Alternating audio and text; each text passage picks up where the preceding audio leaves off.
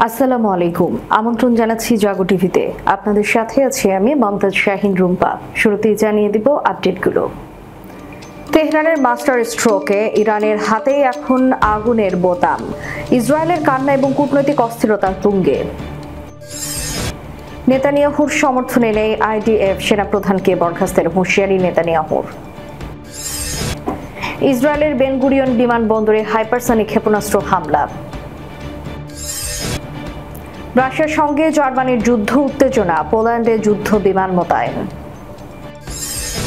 পুতিনের ভয়ঙ্কর সিদ্ধান্ত, অস্ত্র তাক করেছে আমেরিকার দিকে। পাকিস্তানের পালিত হলো বাংলাদেশের গণ অভ্যুত্থান দিবস। উত্তরাখণ্ডে ভয়াবহ ভূমিধস এবং আকস্মিক বন্যায় 4 জনের মৃত্যু, ভেসে গেল বহু বাড়ি, হোটেল, নিখোঁজ কমপক্ষে 50 জন। 24 ঘন্টার মধ্যে ভারতের উপর পাল্টা শুল্ক বাড়াতে পারেন ট্রাম্প। শুনছিলেন শিরোনাম, এবারে বিস্তারিত। তেহরানের মাস্টার স্ট্রোক, তেহরানের হাতে এখন আগুনের বোতাম। ইসরায়েলের কান্না ও কূটনৈতিক অস্থিরতা তুঙ্গে। মধ্যপ্রাচ্যের শক্তির ভারসাম্য পাল্টে যাচ্ছে, আর সেই পালা বদলের নেতৃত্বে এখন ইরান। সাম্প্রতিক হামলা, কৌশলগত ঘুঁটি এবং আঞ্চলিক জোটের মাধ্যমে ইরান প্রমাণ করে দিচ্ছে আগুনের বোতাম এখন তাদের হাতেই। অন্যদিকে ইসরায়েলের চাপের মুখে কূটনৈতিক এবং সামরিকভাবে ধীরে ধীরে কোণঠাসা হয়ে পড়ছে। ইরানের নতুন প্রজন্মের ব্যালিস্টিক ক্ষেপণাস্ত্র, ড্রোন সিস্টেম এবং সাইবার ক্ষমতা আন্তর্জাতিক মহলে আতঙ্কের কারণ হয়ে উঠেছে। বিশেষজ্ঞরা বলছেন, ইরান এখন শুধু একটি প্রতিরক্ষামূলক রাষ্ট্র নয়, বরং একটি আক্রমণাত্মক শক্তি, যার কৌশল সময়োপযোগী এবং চূড়ান্তভাবে লক্ষ্য ভিত্তিক। সিরিয়া ও গাজা উপত্যকায় ইসরায়েলের সাম্প্রতিক তৎপরতার জবাবে ইরান সরাসরি না হলেও তাদের মিত্রদের মাধ্যমে দুঃসাহসিক পাল্টা হামলা চালিয়েছে। অতীতে হিজবুল্লাহ আর এখন হুথি এবং ইরাক ভিত্তিক গোষ্ঠীগুলো ইরানের সহায়তায় একাধিকবার ইসরায়েলি অবস্থান লক্ষ্য করে হামলা চালিয়ে যাচ্ছে। বিশ্লেষকরা বলছেন, এই ইরানের হামলাগুলো কেবল প্রতিশোধ নয়, বরং ভবিষ্যতের এক ঘোষণা। যুদ্ধ চাইলে আমরা প্রস্তুত, শান্তি চাইলে শর্ত আমাদের। ইসরায়েলের দীর্ঘদিনের প্রধান মিত্র যুক্তরাষ্ট্র এখন অভ্যন্তরীণ রাজনৈতিক সংকটে এবং ট্রাম্প প্রশাসন ক্রমেই চাপের মুখে। অন্যদিকে ইউরোপীয় ইউনিয়নের ভেতর থেকেও ইসরায়েলের আগ্রাসন নিয়ে প্রশ্ন উঠেছে। এমন সময় ইরান তার কূটনৈতিক চাল দিয়ে রাশিয়া, চীন এবং কয়েকটি দেশের সঙ্গে সম্পর্ক জোরদার করছে। আঞ্চলিক শক্তির মেরুকরণে ইরান এখন স্পষ্টভাবে একটি বিজয়ী অবস্থানে। পশ্চিমা নিষেধাজ্ঞা এবং চাপের পরেও যেভাবে তারা নিজেদের প্রযুক্তিগত ও সামরিক সক্ষমতা বাড়িয়েছে, তা এক প্রকার কৌশলগত মাস্টার স্ট্রোক। মধ্যপ্রাচ্যের নতুন নেতৃত্বের প্রতিচ্ছবি এখন তেহরানের দিকেই। শেষে একটি প্রশ্ন রয়ে যায়, আগুনের বোতাম যাদের হাতে, শেষ কথা কি তারাই বলবে? সময় বলবে। তবে আপাতত ইসরায়েলের কূটনৈতিক কান্না আর ইরানের চওড়া হাসি, দুইটাই স্পষ্ট। নেতানিয়াহুর সমর্থনে নেই আইডিএফ, সেনাপ্রধানকে বরখাস্তের হুঁশিয়ারি নেতানিয়াহুর। গাজায় চলমান সামরিক অভিযানের প্রেক্ষাপটে নতুন সেনাপ্রধান লেফটেন্যান্ট জেনারেল ইয়াইল জামিরকে কড়া বার্তা দিয়েছেন ইসরায়েলের প্রধানমন্ত্রী বেনিয়ামিন নেতানিয়াহু। তিনি সাফ জানিয়ে দিয়েছেন, গাজার পূর্ণ নিয়ন্ত্রণে অভিযান চালানোর পরিকল্পনা না থাকলে যেন সেনাপ্রধান পদত্যাগ করেন। সেনাপ্রধানকে পাঠানো এক লিখিত বার্তায় নেতানিয়াহু বলেন, আমাদের মূল লক্ষ্য হচ্ছে গাজার সম্পূর্ণ দখল। এজন্য উপত্যকার প্রতিটি অংশে অভিযান চালাতে হবে। এমনকি যেসব এলাকায় আমরা সন্দেহ করছি হামাস ইসরায়েলি জিম্মিদের লুকিয়ে রেখেছে, সেখানেও সামরিক অভিযান করতে হবে। যদি আপনি এই লক্ষ্যকে সমর্থন করেন, তাহলে দায়িত্ব পালন করুন, নইলে ইস্তফা দিন। সোমবার জেরুজালেম পোস্টের এক প্রতিবেদনে ইসরায়েলি প্রধানমন্ত্রীর দপ্তরের সূত্র উল্লেখ করে এসব তথ্য জানানো হয়। এর আগে গত জানুয়ারিতে ইসরায়েলি সেনাবাহিনীর তৎকালীন প্রধান লেফটেন্যান্ট জেনারেল হেরজে হালেভি পদত্যাগ করেন। পদত্যাগের সময় তিনি বলেন, গাজায় হামাসকে সম্পূর্ণ ধ্বংস করার লক্ষ্য পূরণ হয়নি। সেই ব্যর্থতার দায় স্বীকার করে আমি দায়িত্ব ছাড়ছি। হালেভির পদত্যাগের প্রায় 2 মাস পর চলতি বছরের মার্চে সেনাবাহিনীর শীর্ষ পদে আসেন ইয়াইল জামির। এদিকে মঙ্গলবার সকালে জরুরি মন্ত্রিসভা বৈঠক ডেকেছেন নেতানিয়াহু। প্রধান আলোচ্য বিষয় গাজা থেকে ইসরায়েলি জিম্মিদের মুক্তি।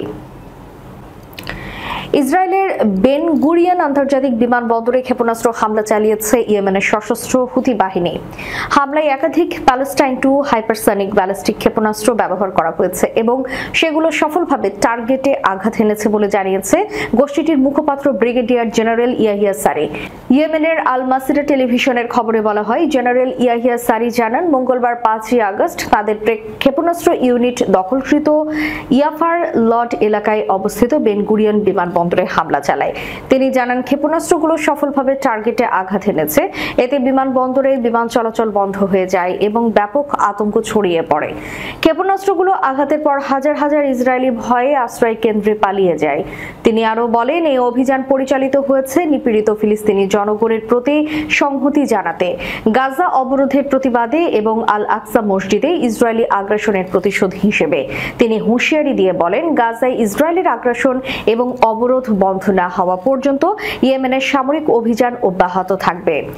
ইসরায়েলের স্থানীয় গণমাধ্যমগুলো জানিয়েছে, ক্ষেপণাস্ত্র হামলার সময় দখলকৃত ভূমির মধ্যাঞ্চল এবং জেরুজালেমে সতর্কতা সাইরেন বেজে ওঠে। যদিও ইসরায়েলের সামরিক বাহিনী দাবি করেছে তাদের আকাশ প্রতিরক্ষা ব্যবস্থা ক্ষেপণাস্ত্রগুলো আটকাতে সক্ষম হয়েছে, তবুও হামলার কারণে বিমানবন্দরের কার্যক্রম দীর্ঘ সময় অচল হয়ে পড়ে। এই ঘটনার মাত্র 2 দিন আগে ইয়েমেনি সশস্ত্র বাহিনী তেল আবিব, আশকেলন এবং ইলাত শহরে 3টি ড্রোন হামলা চালানোর দাবি করেছিল। তাদের স্পষ্ট ঘোষণা, ইসরায়েলের স্থল ও আকাশ হামলা বন্ধ না হওয়া পর্যন্ত এবং গাজার অবরোধ সম্পূর্ণ প্রত্যাহার না হওয়া পর্যন্ত এই প্রতিশোধমূলক ও সংহতিমূলক অভিযান চলবে। রাশিয়ার সঙ্গে জার্মানির যুদ্ধ উত্তেজনা, পোল্যান্ডে যুদ্ধ বিমান মোতায়েন। ন্যাটোর পূর্ব আকাশ সীমা রক্ষার সহায়তার জন্য ওয়ারেশের পূর্বে এক বিমান ঘাঁটিতে ইউরোফাইটার টাইফুন জেট মোতায়েন করেছে জার্মানি। বিষয়টি নিশ্চিত করেছে জার্মানির সংশ্লিষ্ট প্রতিরক্ষা কর্মকর্তারা। মঙ্গলবার 5 আগস্ট এক প্রতিবেদনে এই খবর জানায় বার্তা সংস্থা আনাদোলু। প্রতিরক্ষা কর্মকর্তারা জানিয়েছেন, রাশিয়ার সঙ্গে ক্রমবর্ধমান উত্তেজনার মধ্যে ন্যাটোর পূর্ব সীমান্তকে শক্তিশালী করার জন্য জার্মানি পোল্যান্ডে যুদ্ধ বিমান মোতায়েন করেছে। জার্মান কর্মকর্তাদের ভাষ্য অনুযায়ী 5টি জার্মান ইউরোফাইটার টাইফুন জেট ওয়ারেশের পূর্বে মিনাক্স মায়োজকি বিমান ঘাঁটি থেকে পরিচালনা করবে এবং পুলিশ বাহিনীকে আকাশ সীমা নজরদারি কার্যক্রমে সহায়তা করবে। জার্মান বিমান বাহিনীর ডেইলিকে একজন মুখপাত্র বিল্ড ডেইলিকে বলেছেন, এই মোতায়েন ন্যাটো জোটের সংহতি প্রদর্শন করে এবং আমাদের আকাশ সীমা রক্ষার সময় বিশ্বাসযোগ্য প্রতিরোধ প্রদান করে। মঙ্গলবার থেকে বিমান পুলিশিং ফাইট শুরু হবে বলেও জানান তিনি। জানা গেছে, এই মিশনের জন্য বর্তমানে প্রায় 150 জন জার্মান সামরিক কর্মী মিনক্স মাজইকি বিমান ঘাঁটিতে মোতায়েন রয়েছে। এই অভিযান প্রায় 1 মাস স্থায়ী হবে বলে আশা করা হচ্ছে। ইউ এবং ন্যাটো উভয় সদস্য পোল্যান্ড ইউক্রেনে পশ্চিমা সামরিক সহায়তার জন্য একটি গুরুত্বপূর্ণ কেন্দ্র হিসেবে কাজ করে। দেশটি গত এপ্রিল মাস থেকে পুলিশ বাহিনীকে আকাশসীমা পর্যবেক্ষণে সহায়তা করে আসছে জার্মান বিমান বাহিনী। পূর্বে এই অভিযান পরিচালনাকারী যুদ্ধ বিমানগুলো রোস্টক শহর থেকে অপারেশন পরিচালনা করত। পুতিনের ভয়ঙ্কর সিদ্ধান্ত, অস্ত্র তাক করেছেন আমেরিকার দিকে। রাশিয়ার প্রেসিডেন্ট ভ্লাদিমির পুতিন এমন এক ভয়ঙ্কর সিদ্ধান্ত নিয়েছেন যার ফলে এখন থেকে রাশিয়া সরাসরি যুক্তরাষ্ট্রের দিকে পারমাণবিক অস্ত্র ত্যাগ করতে পারবে। এই ঘোষণা শুধু ওয়াশিংটন নয়, গোটা পশ্চিমা জগতেই চরম উদ্বেগ তৈরি করেছে। ঘটনার সূত্রপাত রুশ নিরাপত্তা পরিষদের উপপ্রধান এবং সাবেক প্রেসিডেন্ট দিমিত্রি মেদভেদেভের এক হুমকি থেকে। তার হুঁশিয়ারির পরপরই মার্কিন প্রেসিডেন্ট ডোনাল্ড ট্রাম্পের ঘুম উড়ে যায়। নিজেকে নিরাপদ রাখতে এবং রাশিয়াকে চাপে রাখতে রাশিয়ার নিকটবর্তী অঞ্চলে 2টি পারমাণবিক অস্ত্রবাহী সাবমেরিন মোতায়েনের নির্দেশ দেন ট্রাম্প। তবে সাবমেরিনে পারমাণবিক অস্ত্র বহন করছে কিনা সে বিষয়ে তিনি কোনো সুনির্দিষ্ট তথ্য দেননি। এই ঘটনাকে কেন্দ্র করেই ভেঙে যায় 38 বছরের পুরনো INF চুক্তি। 1987 সালে সোভিয়েত ইউনিয়ন এবং যুক্তরাষ্ট্রের মধ্যে স্বাক্ষরিত এই চুক্তির প্রধান শর্ত ছিল উভয় দেশ পরস্পরের দিকে পারমাণবিক অস্ত্র মোতায়েন করবে না।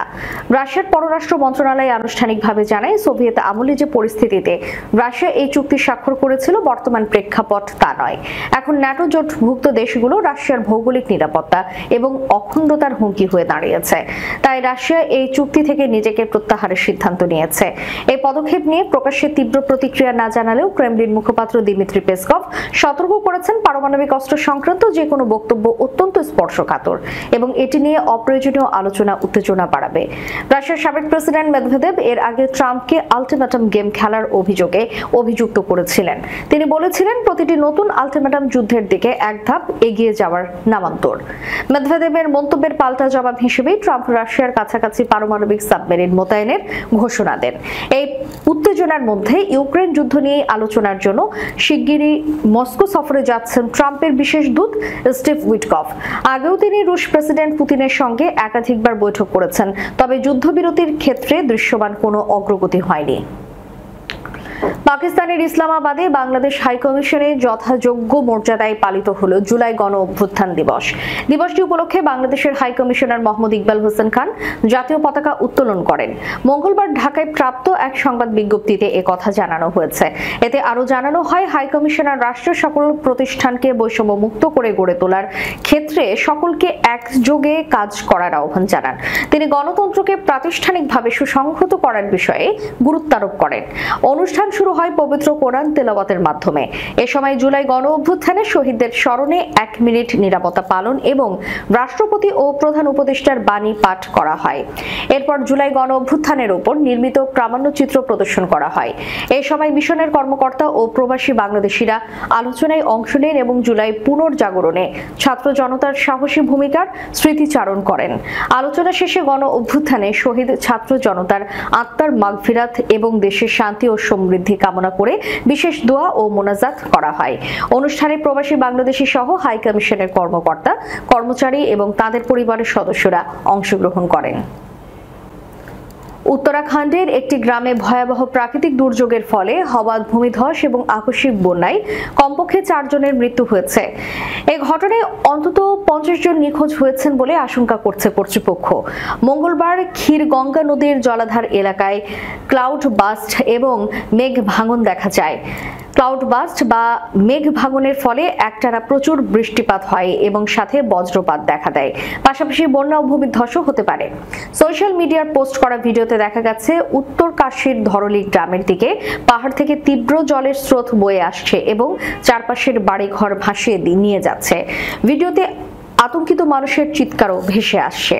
এদিকে উত্তর কাশী পুলিশ ব্যাপক ধ্বংসযজ্ঞের ছবি পোস্ট করেছে এবং নদী থেকে নিরাপদ দূরত্ব বজায় রাখার জন্য মানুষকে আহ্বান জানিয়েছে। এক বিবৃতিতে বলা হয়েছে, এই ঘটনার পরিপ্রেক্ষিতে সকলেই নদী থেকে নিরাপদ দূরত্ব বজায় রাখা উচিত। নিশ্চিত করুন যে আপনি শিশুরা এবং প্রাণীদের নদী থেকে নিরাপদ দূরত্বে রাখা হয়েছে।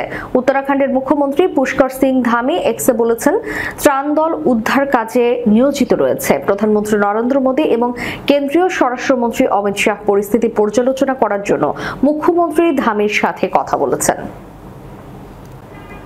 রাশিয়া থেকে জ্বালানি তেল কেনার জেরে ভারতীয় পণ্যের উপর পাল্টা শুল্ক আগামী 24 ঘন্টার মধ্যে উল্লেখযোগ্য পরিমাণ বাড়াতে পারেন বলে জানিয়েছেন মার্কিন প্রেসিডেন্ট ডোনাল্ড ট্রাম্প। মঙ্গলবার মার্কিন সংবাদ মাধ্যম সিএনবিসি-কে দেওয়া এক সাক্ষাৎকারে তিনি এসব কথা বলেছেন।